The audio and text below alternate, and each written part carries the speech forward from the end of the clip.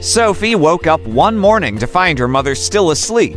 This was highly unusual, as her mother always woke up before her. When Sophie tried to wake her, nothing worked. As the hours passed, her mother remained unresponsive. Sophie started to worry and decided to call the only emergency number she knew, 911. With tears welling up in her eyes, Sophie paused before answering the 911 operator's question.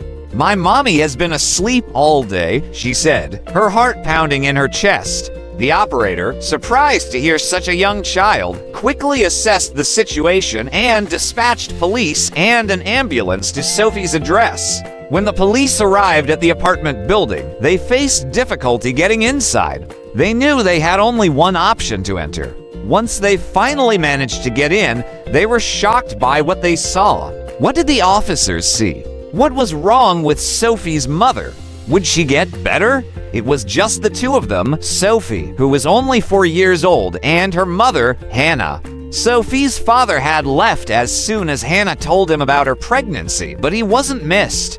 Hannah had always ensured Sophie was well cared for. Mornings were their favorite time of the day, filled with breakfast and dancing in the kitchen. But today was different, and Sophie sensed it from the start. As soon as she woke up, she noticed something was off. Her mother wasn't her usual happy self and could barely open her eyes. Normally, Hannah would turn off the alarm clock, but today it just kept ringing until Sophie got up to turn it off. She sat next to her mother, staring at her, thinking she must be very tired. Sophie, too young to understand the gravity of the situation, got dressed and went to the living room, expecting her mother to follow shortly. But time ticked by, and her mother was still sound asleep. Sophie turned on the TV to watch her usual morning show, but her stomach eventually started to growl. Why wasn't her mother waking up and dancing in the kitchen as usual? Sophie decided to check on her mother one more time. She slowly opened the door to her mother's bedroom. "Mom," she asked, "are you awake? I'm hungry." But there was no response. She carefully climbed onto the bed and called out to her mother again. Now Sophie began to feel really worried. Her mother still did not respond. Sophie's heart began to race, and panic rose in her little body. Tears started welling up in her eyes, and she felt helpless. She didn't know what to do, but she knew something was wrong. Sophie remembered the number her mother had taught her to call in an emergency. She had no idea who would answer or what they would do, but she ran downstairs, grabbed the phone, and tried hard to remember the number. With trembling fingers, she dialed 911 and held the phone close to her ear as she ran back to her mother. "Don't worry, Mommy," she said. "I will get you some help." 911, "What's your emergency?" A man asked on the other end of the line. "My mommy has been sleeping all day," Sophie said. The man seemed surprised by Sophie's voice. "What's her name, darling?" he asked kindly. "Sophie," she said confidently, "can you come and help me? You said your mom is asleep all day. Is your daddy around, Sophie?" The man asked. "No," Sophie replied. "It's just me and my mommy. But she never woke up this morning." "All right, Sophie, I need you to stay on the line, okay?" The operator said. "Where's your mommy now?" "She's in bed in her room," Sophie answered. "All right, darling, you're doing really well. Do you know where you live?" Sophie told the operator her address and waited.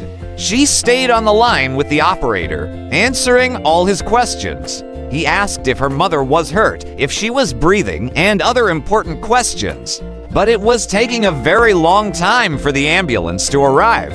Sophie, only 4 years old, had no track of time, but she could sense that the ambulance should have been there by now. She didn't even hear the sirens yet. She stayed by her mother's side, offering reassuring words, not knowing if her mother would recover. Finally, after what felt like an eternity, Sophie heard the sirens. She ran to the living room to wait for them to arrive. She could hear heavy footsteps running up the stairs of their apartment building and stopping in front of their door. Sophie heard men yelling, "I'm here," and she answered, her heart pounding in her chest. She had never experienced anything like this before. "Sophie, we need you to open the door for us," someone yelled from the other side. But opening the door wasn't as easy as they thought. Sophie was too small to reach the door handle. She tried standing on her toes but couldn't reach it. She could only touch it with her fingertips. "I can't reach it," Sophie said, but she wasn't about to give up. She knew she had to open the door for those men. Otherwise, they couldn't help her mother. There was a little black box on the dining table. Sophie climbed on top, placed the box in front of the door, and stepped on it, trying to reach the handle. But she was still too small. There had to be something else she could use, she thought, and suddenly it dawned on her: a chair. Of course, why didn't she think of that before? Sophie quickly ran back to the table and grabbed a chair, but it was too heavy for her to lift. She tried tugging it towards the door, but the chair got caught on a rug and slowly began to tilt. As the chair began to tilt, Sophie fell face first on the ground. She couldn't turn around fast enough to see the chair slowly leaning her way. Before she knew it, the chair fell on top of her. Sophie screamed as the hardwood and chair trapped her on the ground. Luckily, she wasn't hurt, but she couldn't get up anymore. The chair was too heavy for her to lift off.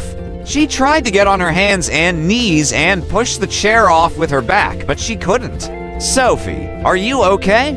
the man asked. They could hear the rumbling noises and Sophie's screams through the door. "I'm stuck," Sophie cried. She felt devastated. Her mother was still asleep in the room, and all she wanted was to help her. Now she was trapped under a chair and couldn't open the door. The police knew what to do next. "Don't worry, Sophie. We'll be with you in a minute." But how would the officers enter the house if the door was locked? Sophie heard the officers mumbling outside the door. It almost sounded like a few of them were walking down the stairs again. Sophie's little mind instantly feared that they had given up and were about to leave her. "Please don't leave me," she cried. "We wouldn't leave you, darling," an officer responded. "We're just grabbing a few supplies from downstairs. Hold on tight and don't be scared. You will hear a loud bang in a couple of seconds. Listen carefully and try to stay as calm as possible. All right, Sophie?" A second officer said. "Cover your ears, Sophie." Sophie closed her eyes and put her hands over her ears. She had no idea what was going to happen next, but trusted that the officers were there to help her. Her heart was beating in her chest. Suddenly, the officers started counting down from 3 to 1. A loud blow echoed through the living room, making the floor shake. Sophie was about to lift her hands off her ears when another blow pounded through the apartment. She wanted to see what they were trying to do, so she carefully opened one eye. She heard a third blow and saw the door move a little. Then she realized they were trying to break down the door. A fourth blow slammed against the door, and she saw splinters flying off. Sophie quickly closed her eyes again and waited for it to be over. But suddenly, the blows stopped. Sophie opened her eyes and was worried to see that the door was still in place. Why did they stop? When breaking the door didn't work, the police had to think of another way. Sophie could hear the officers speaking to each other, but it didn't sound promising. So she decided to take matters into her own hands. She was done being trapped and wanted to help her mother. She carefully looked around and noticed the legs of the chair were still on the rug. She reached with her arm to see if she could get her fingers between the chair and the carpet. To her surprise, it worked. Sophie took a deep breath. She knew the next part would be difficult. She had to muster all her strength to push the leg away. It hadn't worked before, but she didn't want to give up. Sophie counted down in her head and gave the chair one big push. To her surprise, the chair began to move. Sophie was finally free. She cheered for herself, proud of her determination. She immediately ran to her mother to tell her what she had accomplished, but painfully, she was still sleeping. Then, all of a sudden, Sophie heard a loud bang. She rushed to the living room to see if the police were finally able to enter, and they were.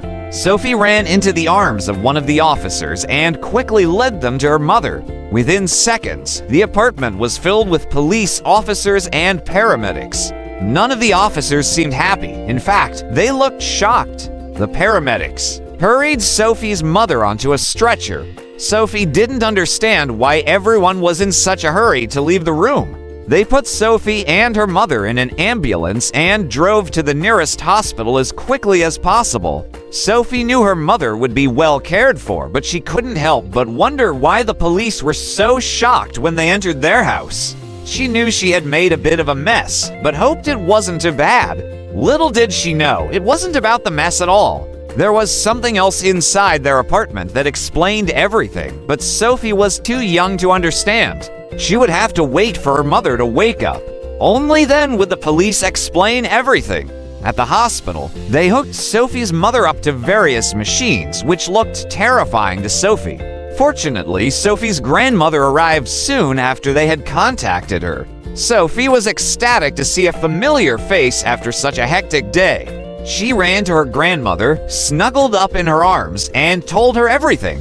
Things didn't seem to get better for Hannah, but after a few hours, she slowly began to wake up. Hannah moved her head from side to side and slowly opened her eyes. She was very confused and didn't realize she was in the hospital at first. But Sophie proudly told her how brave she was and that she was the one who called 911. Shortly after Hannah woke up, the police entered her room. They began to ask her what had happened, but Hannah had no idea. She had gone to bed feeling a bit sick, but the rest was all very blurry. The officers looked serious and wrote everything down. When the officers were finally able to enter the apartment, they immediately noticed something unusual. There was a specific smell lingering around, but they didn't connect it to anything yet. However, as soon as they entered Hannah's bedroom, the smell worsened, likely coming from there. They investigated and found mold growing behind the bed, behind the closet, and in some corners of the ceiling. The toxic mold was slowly spreading throughout the house and was likely the reason why Hannah was so sick. If Sophie hadn't called 911, it could have been very bad for both of them. Hannah was proud of her daughter for handling the situation so well and felt guilty for not noticing the mold sooner. Sophie was also checked for symptoms but was perfectly healthy. The doctors couldn't explain why the mold affected Hannah and not Sophie, but they were relieved. As soon as Hannah felt better, she called the building's concierge to explain the situation. There was no way they could go back if there was still mold inside. The owner of the apartment building was shocked and immediately checked the other apartments for mold. It turned out there was a significant mold outbreak in the building. Every apartment had to be cleaned. The operation took several weeks. Everyone in the building was shocked and sent their good wishes to Hannah and Sophie. Sophie was forever changed by this eventful day, but in a positive way. She felt more confident and independent. She was proud she had saved her mother. The mold never returned to their apartment, and Sophie grew up to become a paramedic, continuing to save lives.